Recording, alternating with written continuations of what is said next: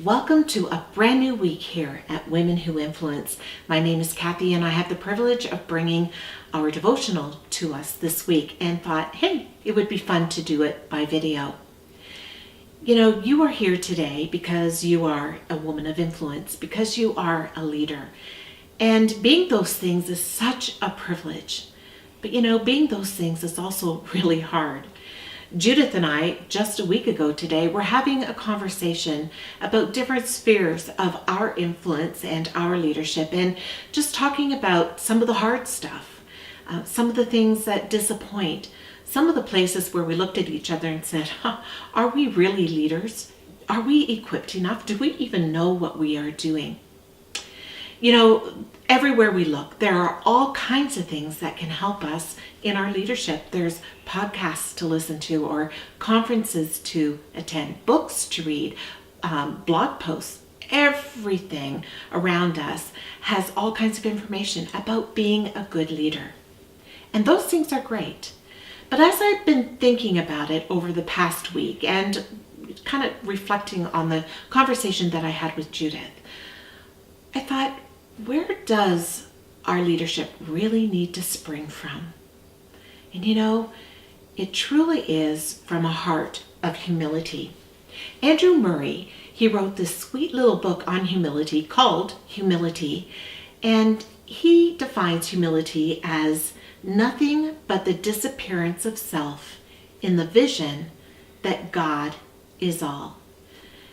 You know, it's so easy for us to lose that we start building up self. And Lisa TerKeurst, in her book, Finding I Am, she talks about that.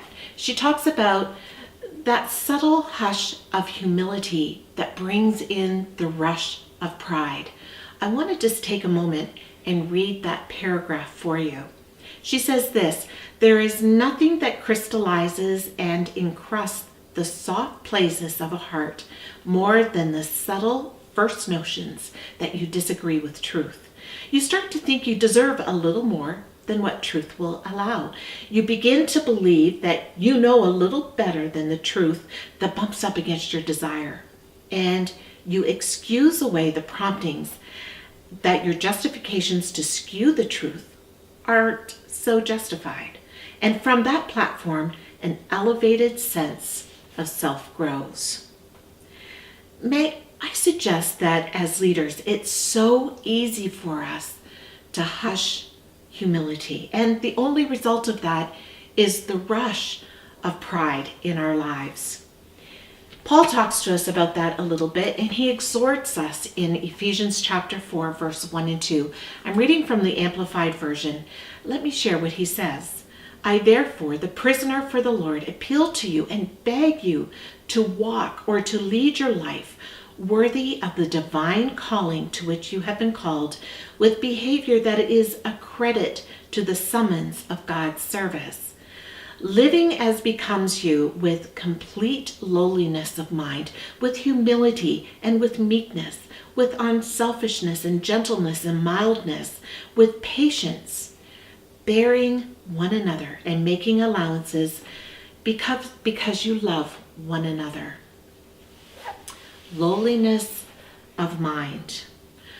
It made me think this week, where are the places in my influence, in my leadership, where perhaps I've hushed the humility and the rush of pride is starting to come in? And I'm asking you the same thing. Is there an area in your life where you have hushed humility? Let's lead and let's influence from a humble heart. And I want to just close out with circling back to Andrew Murray's quote. "May self disappear in the vision that God is all." That's the kind of women of influence that we desire to be.